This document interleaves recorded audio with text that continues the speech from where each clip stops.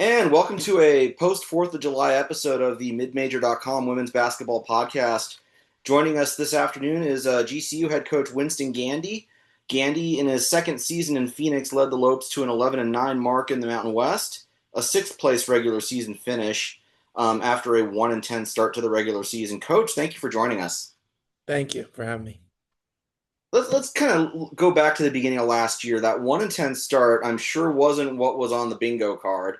How did you kind of keep the team in the fight, especially because you guys were in the fight for so many of those 10 losses to start? Yeah, that's a credit to them, right? I don't think any of us had that on um, our minds as that was going to be the situation we kind of found ourselves in. But, I think that's one of the things where I knew the non-conference was going to be hard.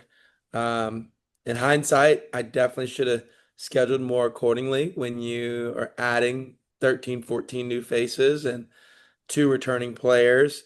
Um, and I think you lost 10 or 11 due to graduation. And so that's something obviously as I learned, and obviously was a little bit more intentional this offseason about, but I also think that, one of the things I learned from being at South Carolina with Dawn was you want to learn about your team before you get to conference when you're playing twice a week.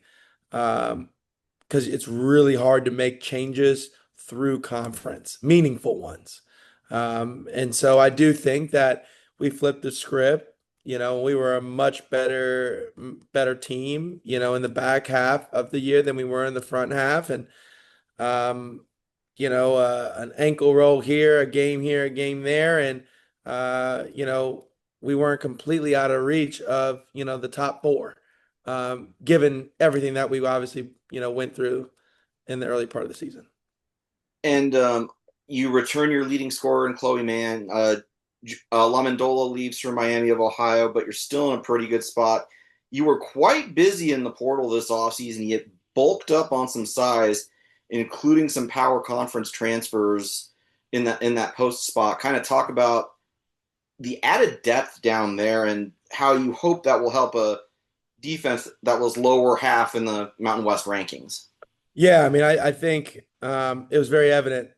We struggled defensively mightily, struggled rebounding mightily. We struggled, offensively, being able to make shots, being able to create shots, being able to make the game easier for others. We struggled really across the board.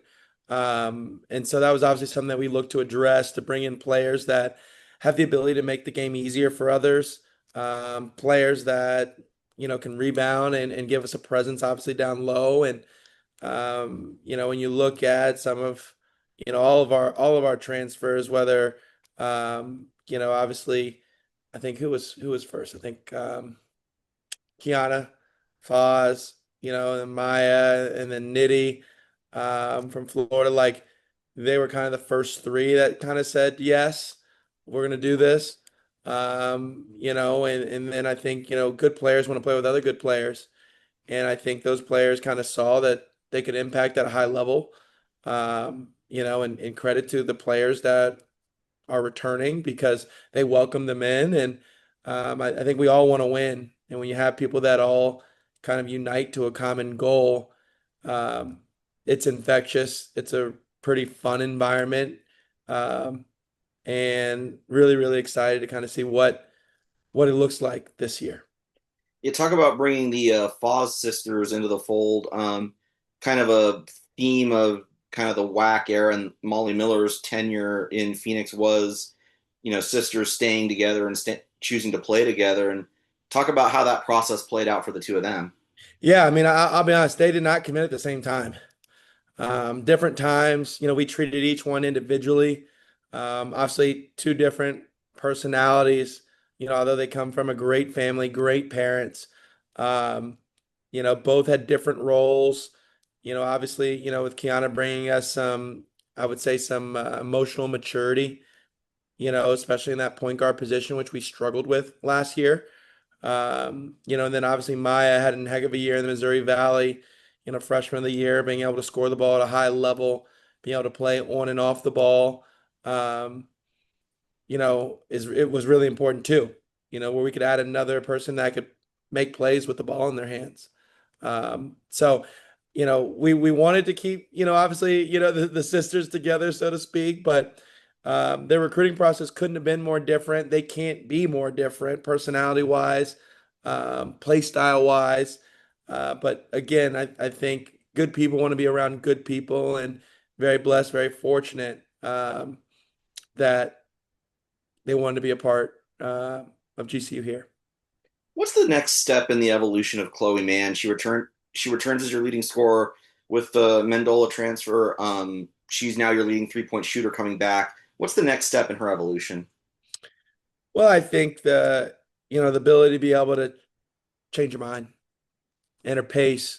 Obviously she's very athletic, can get to different spots on the floor, but being able to turn it on, turn it off, slow down, change your mind, um, and continue to grow, um, just from a maturity standpoint that comes with playing games and being in high pressure environments. I think that's kind of the next step. Obviously, she had a heck of a jump from, when you look at what her first year looked like, to what we hope her second year will be like. And when you really looked at freshman year to sophomore year, stat wise, it was night and day for her. And so obviously, the efficiency piece where we've been heavy and hard on her about, and then obviously just continue to improve in the decision making um, regard. But really, really excited, for her. I think she obviously knows she has a lot more help than maybe she had previously. And um, I think when you're a talented player, that should only put a smile on your face. The Mountain West loses some of its power players, so to speak, in Colorado State, San Diego State, um, Fresno to the reconstituted Pac-12, Boise State. Do you kind of view this 26-27 race as a wide open Mountain West, about as wide open as it can get? Um, no, not really. I mean, I think it's really hard to say that when UNLV, who's I think won the league more times than not in the last 4 years, I believe, Lindy's done a tremendous job of building that program, and it's been in the mix every year. I know they didn't win it last year, but it's really hard to say it's wide open. From that standpoint. I mean, heck, I think they ended up two, the second place team last year, even with, San Diego almost running the table from that standpoint. So, I think that our league will be different. I think the travel will be different. I think that there's a lot of good coaches, quite a few new coaches or first year head coaches from that standpoint. And so I wouldn't say it's wide open. I think UNLV is still the team to beat as it was last year.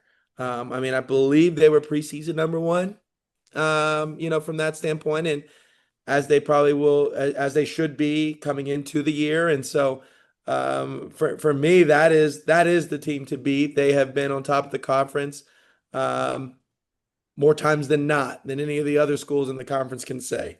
So, until somebody else knocks them off, I do think that they are definitely the incumbent favorites.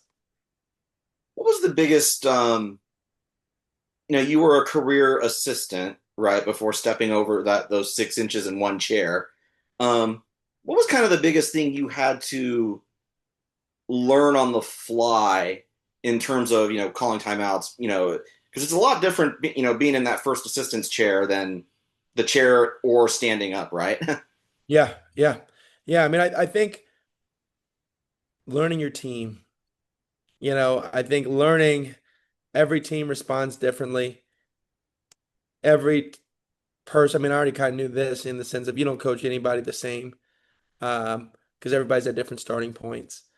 And I think when you start to kind of learn your team, where even if it's maybe not what maybe you're comfortable with or what you would like, but it fits the team, it's always about the team. Um, it doesn't really matter too much in the sense of how it's maybe been done. It's more of like what needs to be done for the team to be successful. Um, obviously for me, I think I learned how important emotional maturity and communication is. we probably lost at least 10 plus games because we were lacking in one or if not both of them. Um, as an assistant, you kind of take that stuff for granted. Um, and I think I learned a valuable lesson of how important that is. And obviously, as a coach, you've got to help set them up for success and to grow in those areas. And that was obviously something that I could have been better at, um, especially in the beginning of the season. Year two in Phoenix, kind of talk about the energy surrounding your summer workouts, and the excitement for year two. Obviously, a retooled roster, some returners coming back, Yeah. and a Mountain West that lost a number of power players but still returns its favorite, probably in UNLV. Just kind of talk about the energy around your program going into year two. Yeah. I mean, I think a lot of excitement. I think for people that were obviously around us last year to look at it this year, it does look and feel different, um, as it should, right? But I think that the competitiveness level is high, talent level is night and day. Um, and I think we're all working towards something. What that is, I think it's nothing short of being the best version of yourself. Um, Obviously, for some of us that are returners, a lot of the little lessons that we learned, in the summer that maybe we took for granted, I think they're a little bit more intentional this summer. And so, as a coach, obviously, I couldn't be more excited. Um, I think it's a more together this of a group, which, as a coach, you can't really force. You can help foster, but you can't force it.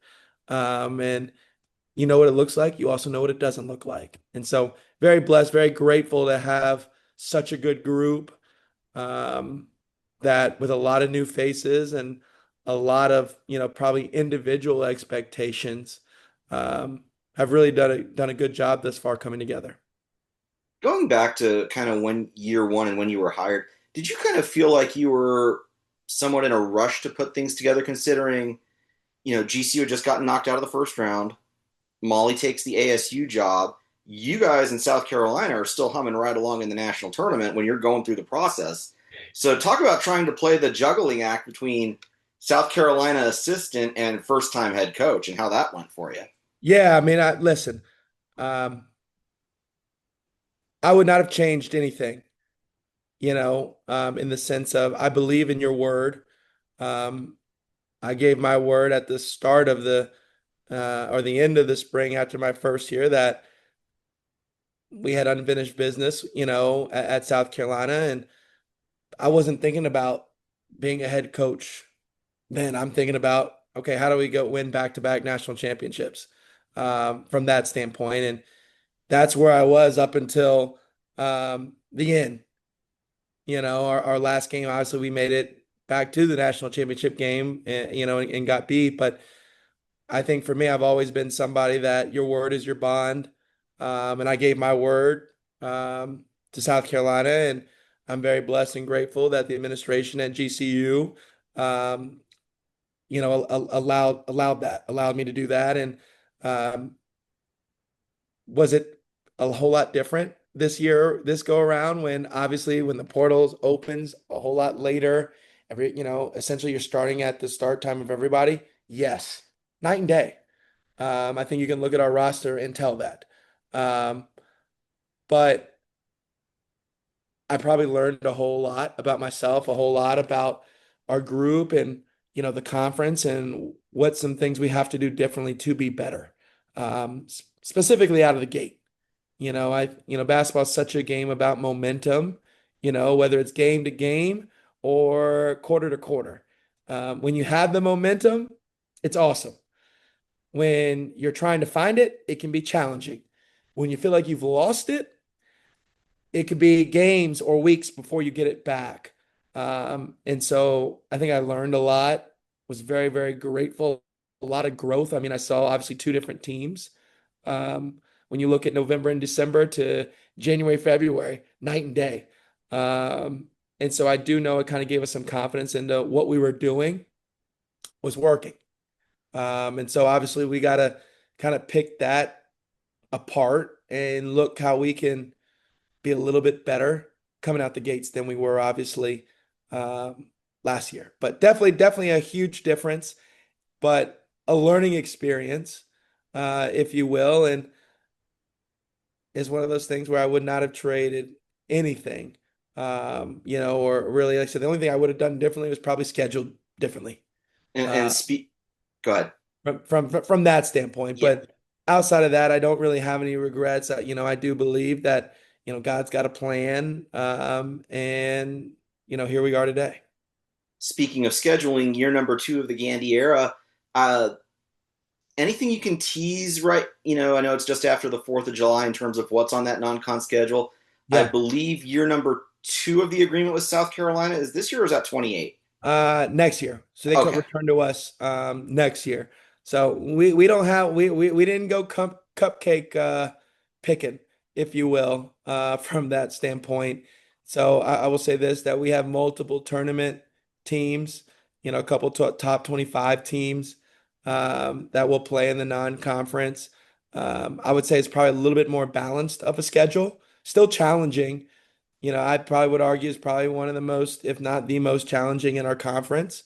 But that's still by design, just in the sense of we want to be prepared for conference. We don't want anything in conference to surprise us. So we're going to have some teams that, you know, have a chance to maybe make a deep run in March, some teams that have a chance to win their conference. Um, and then we're going to have some teams that we should, hopefully be able to assert our dominance, if you will, from that standpoint. So I think we have a better blend, but we definitely will be tested and tested early. What's the difference in being a scheduler at the Power Five level, like a South Carolina, versus being the scheduler at like a GCU or a mid-major power?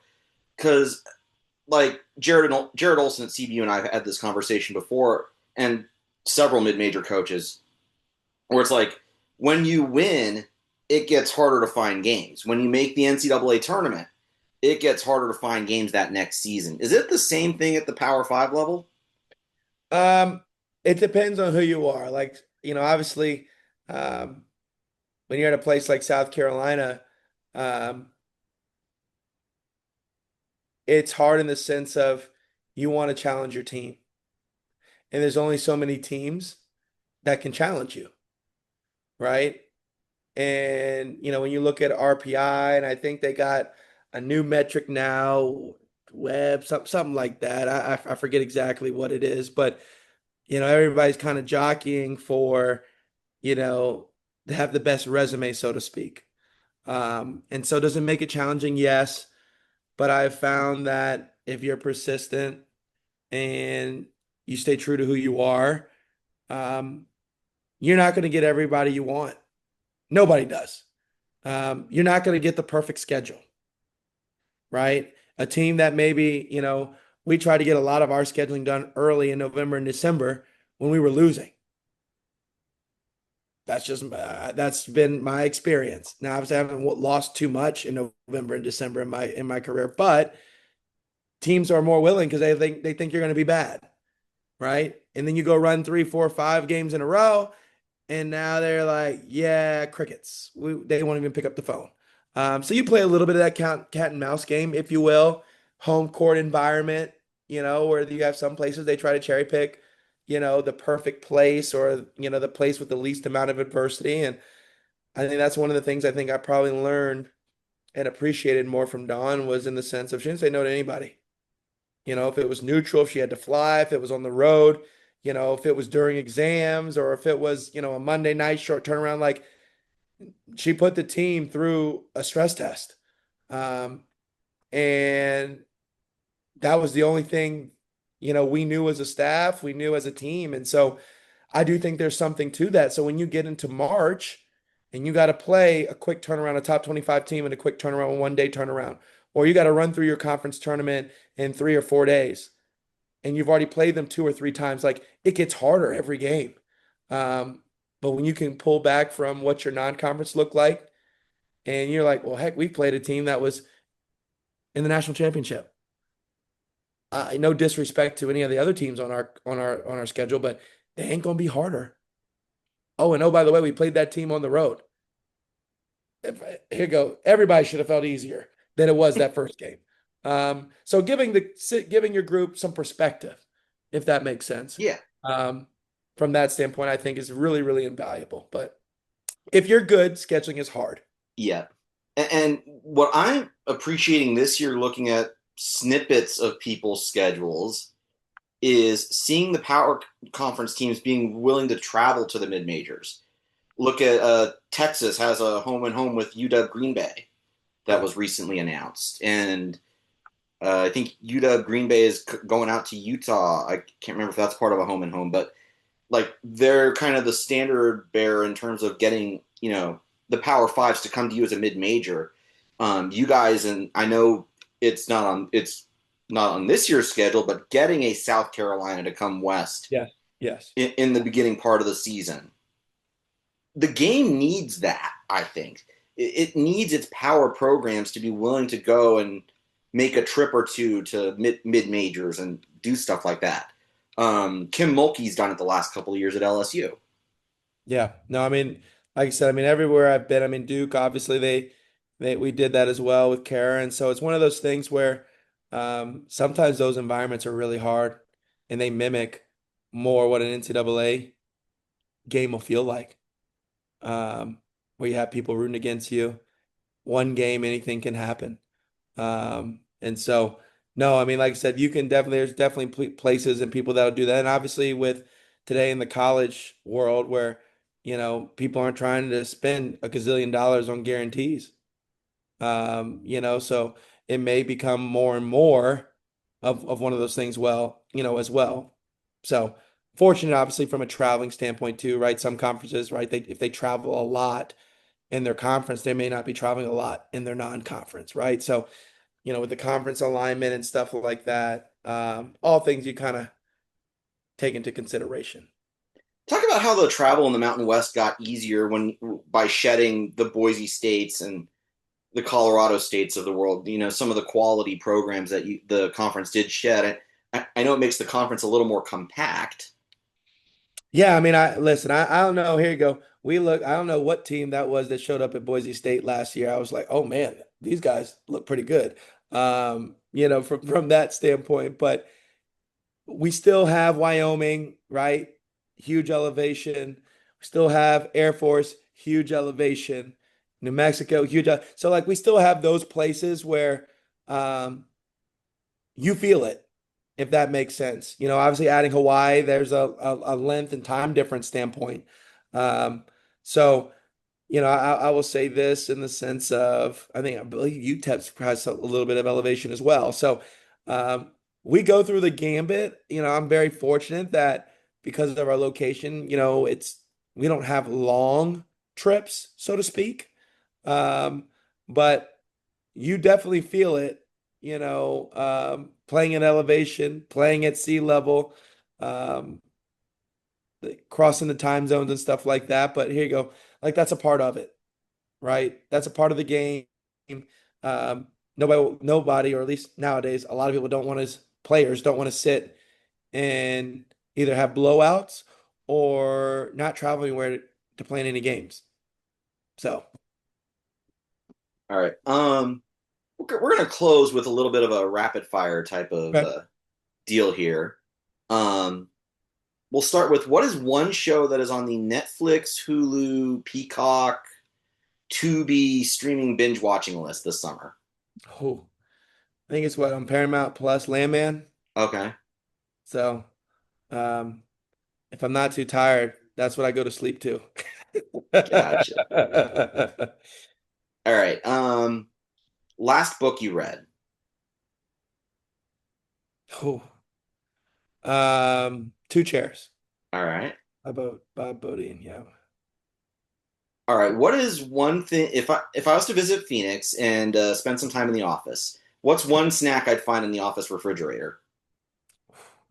You said office period, you probably would find a bag of Albanese gummy bears. And mine in the refrigerator, bottles of water. Okay. Especially in that Phoenix heat in the middle of the Yeah, summer and we always have that. We always got bottled water. get let's see. What was your favorite trip in the Mountain West last year? Ooh, that's a good question.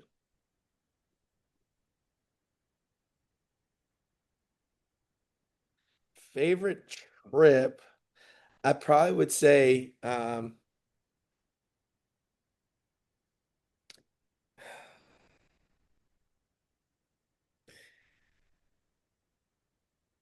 I'm probably gonna say I'm very particular when it comes to food. So I'm Okay. probably centering around food. Um but I also can't give you one where we took an L, so that's no good either. So I'd probably say San Jose. They had a really cool um breakfast spot that we went to that we were all a little skeptical about.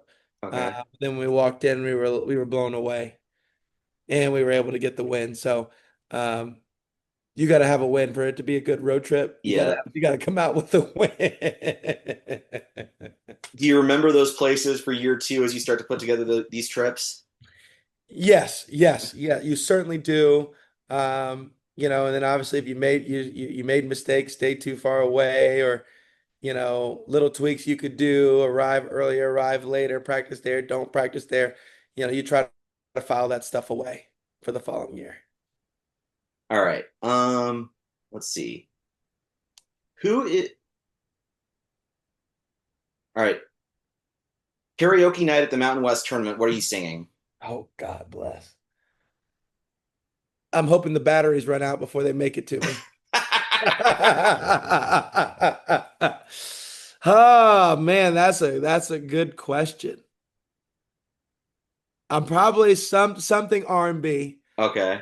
Um, but boy, I'm really hoping those batteries wear out or everybody taps out before. Um, Probably an Usher or Chris Brown song. Okay. Yeah. Um, and then we'll kind of move off the rapid fire for one last question. Hmm. Um, in the photos that they had put out on Instagram when you were first hired, you had like some kind of a team barbecue at your house or something. There was a chipping green in the backyard, and they were showing you hitting chip shots in the backyard. How much of the Phoenix golf scene have you gotten to experience this year? Oh man, well listen, I will say this. In the off season on a Saturday or Sunday, that's where I'm at if I'm not asleep. So love it, love Phoenix. You can make it as big or as small. Um, I pretty much have a tan anywhere from the end of the season to start of the season, and then I go pale. So uh, very, very fortunate, very, very blessed to love where I live, and the weather can put you in a good mood depending on where you are, or a not so good mood depending on Yeah. where you are. All right. GCU women's basketball head coach Winston Gandy, thank you so much for joining us on the midmajor.com women's basketball podcast as the Lopes get ready for year number two in the Mountain West. And hopefully a much better start than year one got off to. But you guys closed with a ton of momentum, and we're just a few short, about 115 days or so away from seeing if you can carry that into year number two. Thank you so much, Coach. Thank you, Darryl. Appreciate it.